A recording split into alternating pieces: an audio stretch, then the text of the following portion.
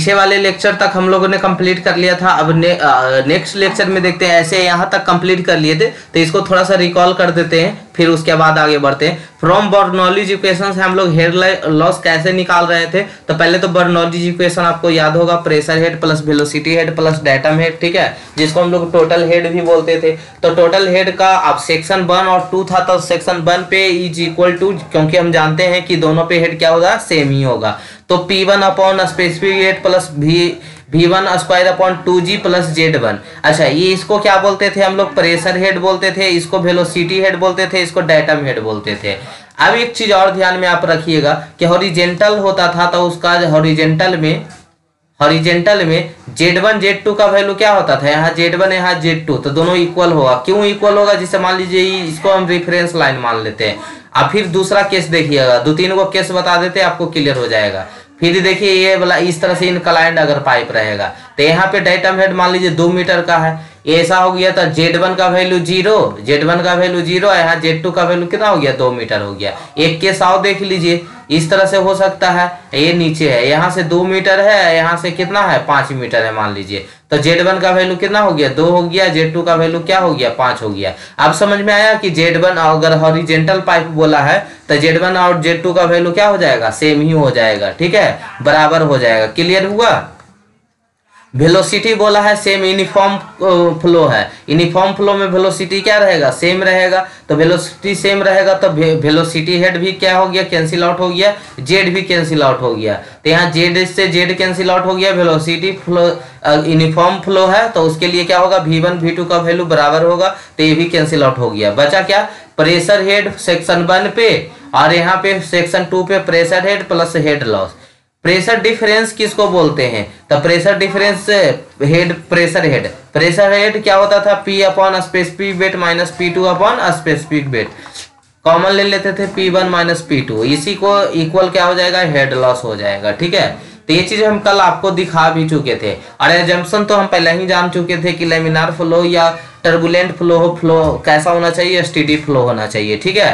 अब आते हैं ना कि इसमें कैसा के देखिए, और एक चीज और बता दे, हम लोग अभी एग्जाम टाइम में पढ़ रहे हैं, ठीक है, एग्जाम पॉइंट व्यू से पढ़ रहे हैं, तो उसके लिए आपको डेरिवेशन अभी हम नहीं करवा रहे हैं, ठीक है, डेरिवेशन नहीं, बस फॉर्मूला, डेरिवेशन से जो फॉर्मूला, क्योंकि आपको भी यहाँ पे ये सब डेरिवेशन नहीं आने वाला है, ठीक है, आएगा तो इतना जल्दी हो भी नहीं पाएगा। न्यूमेरिकल बना लीजिएगा, थ्योरी लिख लीजिएगा, डेरिवेशन नहीं होगा, डेरिवेशन ज्यादा नहीं आता है, एक आध क्वेश्चन होता है, मुश्किल से डेरिवेशन होता है ना, कि ज्यादा डेरिवेशन ही नहीं कि 400-500 सब डेरिवेशन है, ऐसा होता कभी नहीं है, ठीक है, न्यूमेरिकल ही रहेगा। तो न्यूमेरिकल के लिए क्या है, ज्यादा हम फॉर्मूला याद कर ले, तो फॉर्मूला बताते हैं, बोलेगा शियर स्ट्रेस डिस्ट्रीब्यूशन निकालना है, तो उसके लिए फॉर्मूला क्या होता है, तो उसके लिए यहाँ पे फॉर्मूला लिखा हुआ है, tau is equal to minus r radius upon 2, और ये चेंज इन प्रेशर है, ठीक है, ड्यू टू जितना लेंथ में, एक लेंथ मान लेते हैं, क्रॉस सेक्शन ले लेते हैं, यहाँ पे फिगर बनाया हुआ है, ठीक है, कितना लेंथ ले लिए, तो dx लेंथ ले लिए, ठीक है।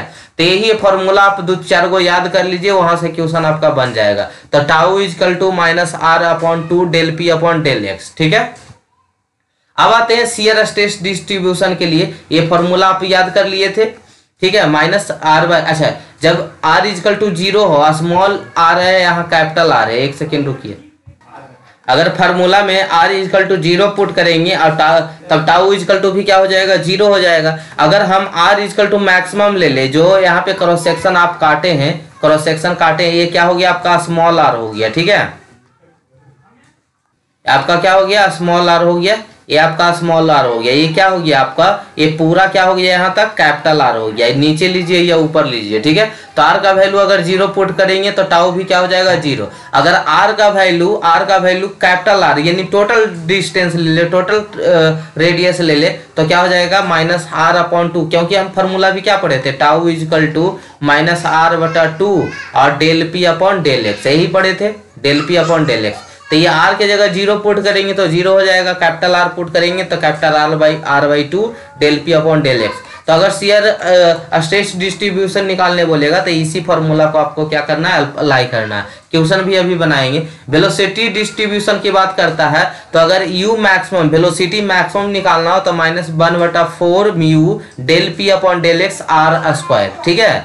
ये हो गया यू मैक्सिमम निकालने के लिए। अगर यू वेलोसिटी सिर्फ निकालना हो तो u maximum into 1 minus r का स्क्वायर जो स्मॉल आर था बटा कैपिटल आर। तो फॉर्मूला याद कर लीजिए, लिख के लीजिए, जैसे भी हो बस आपको याद होना चाहिए। डिस्चार्ज के लिए क्या फॉर्मूला है, पाई यू मैक्सिमम जो मैक्सिमम वेलोसिटी था और आर स्क्वायर बाई 2, ठीक है, डिस्चार्ज के लिए हो गया। एवरेज वेलोसिटी के लिए v equal to u maximum बटा 2, ठीक है, मैक्सिमम वेलोसिटी बाई 2।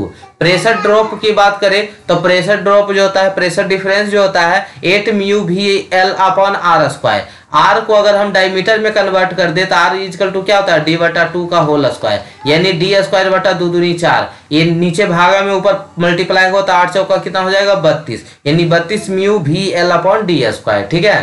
तो इतना हो गया।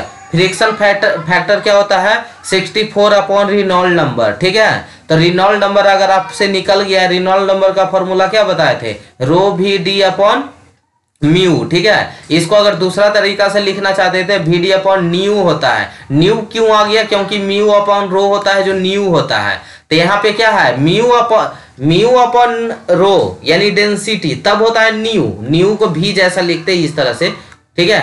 तो न्यू, अच्छा ये क्या है, उल्टा है, म्यू नीचे ऊपर डेंसिटी है तो उल्टा हो जाएगी, यानी नीचे चला आएगा म्यू। बात समझ में आया, क्लियर हो गया होगा, ठीक है। जैसे म्यू अपॉन क्या होता है, डेंसिटी इक्वल टू न्यू होता है, तब पलट दीजिए तो क्या होगा, डेंसिटी इधर होगा म्यू, तब 1 बटा न्यू हो जाएगा, वही नीचे न्यू आ गया, ठीक है। तब वी डी अपॉन न्यू होता है। तो ये रिनॉल्ड नंबर यहाँ से निकाल लेंगे। फ्रिक्शन फैक्टर कहेगा निकालने के लिए तो उसको 64 में उसको भागा दे देंगे, तब मेरा क्या आ जाएगा, फ्रिक्शन फैक्टर आ जाएगा। यानी चुपचाप आपको सीधा सीधी जो पीछे फ्रिक्शन फैक्टर दिख रहा होगा ना, वो फ्रिक्शन फैक्टर कहाँ से आएगा, तो 64 में रिनॉल्ड नंबर से भागा दे दीजिएगा तो फ्रिक्शन फैक्टर आ जाएगा।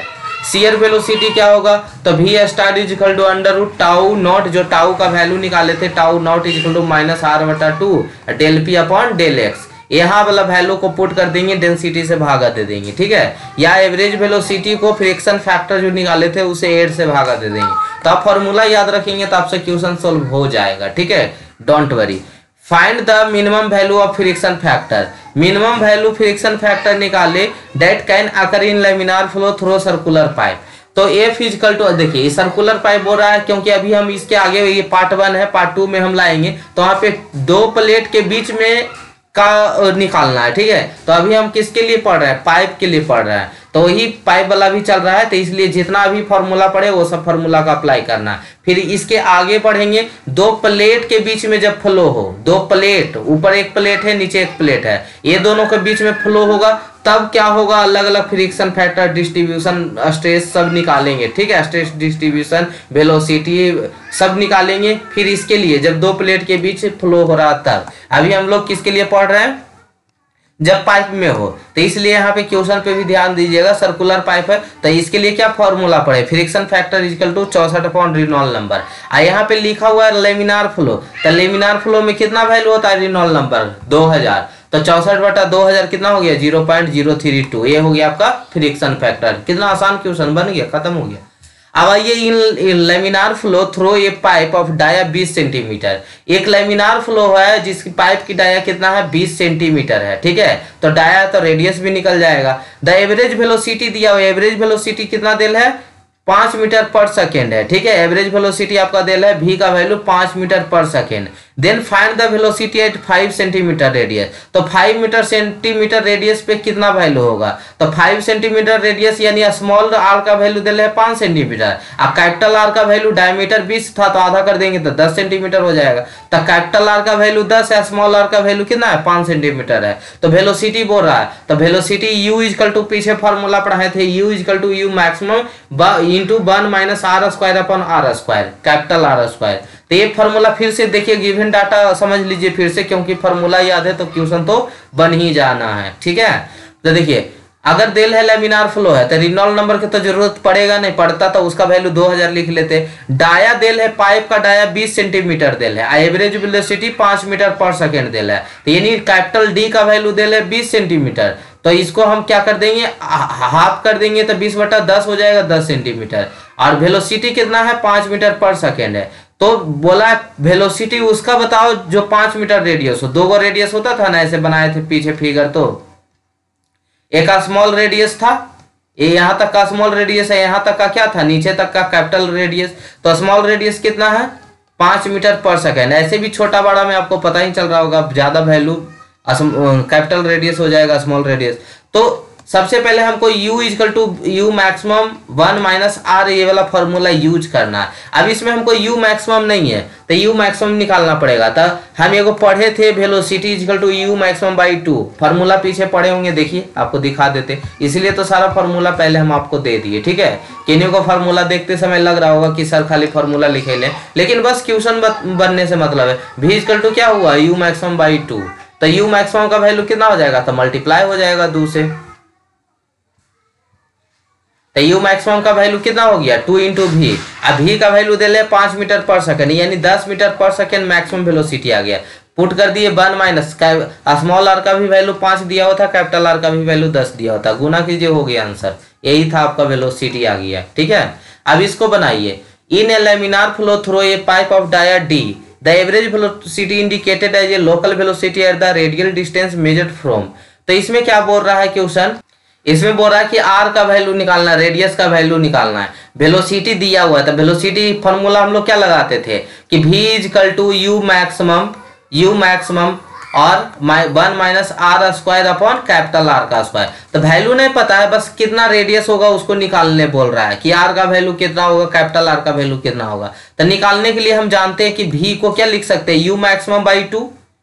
हम जानते हैं v इजकल टू क्या होता था, u मैक्सिमम बाई 2 होता था, तो u मैक्सिमम से u मैक्सिमम कट जाएगा, सिर्फ आर तो बचेगा, यहाँ पे रेडियस ही तो बचेगा, बस रिलेशन निकल जाएगा, क्योंकि कोई वैल्यू नहीं दिल है। ये ऐसा ही डाटा बेस्ड क्वेश्चन है, ठीक है, मतलब ऐसा ही जनरल क्वेश्चन है। तो v का वैल्यू हम क्या जानते थे, v जो एवरेज वैल्यू था उसको हम क्या जानते थे, u मैक्सिमम अपॉन 2 जानते थे। तो u मैक्सिमम अपॉन 2, मैक्सिमम से मैक्सिमम कट गया, बचा कितना, इधर 1/2, इधर बचा 1 minus are square upon r square.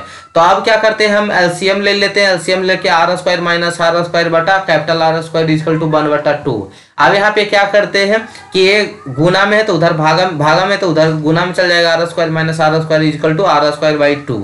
अब हमको रिलेशन ही तो निकालना है, गुना भागा करते जाइए, एक तरफ कैपिटल वाला को एक तरफ ले लेते थे, इधर प्लस में, इधर माइनस में आई, माइनस में आर स्क्वायर, तो इधर प्लस में आर स्क्वायर, इधर हो गया 2, तो 0.5 आर स्क्वायर हो जाएगा। आर स्क्वायर में से 0.5 घटा तो कितना बचेगा, 0.5 ही बचेगा इक्वल टू आर स्क्वायर। तो आर स्क्वायर इक्वल टू कितना बचेगा, तो अंडर रूट 0.5 कर देंगे, आर इक्वल टू 1/2। 1/2 को अगर हम अंडर रूट निकालते हैं तो कितना आता है, 0.707, ठीक है, आर। तो यही हो गया। अगर डायमीटर में इसको कंसीडर, क्योंकि डायमीटर का वैल्यू दिया हुआ था, तो आर इक्वल टू d/2 होता है, यानी यही पुट कर देंगे। तो 2 इधर भागा और दे दीजिए इसको, 0.70 को 2 से भागा दीजिए, 0.3535 d। तो यही निकल गया आपका, ठीक है, क्या दिक्कत हुआ, ठीक है। चलिए अब पार्ट 2 में चलेंगे, जहां पे प्लेट के बीच में फ्लो करेगा।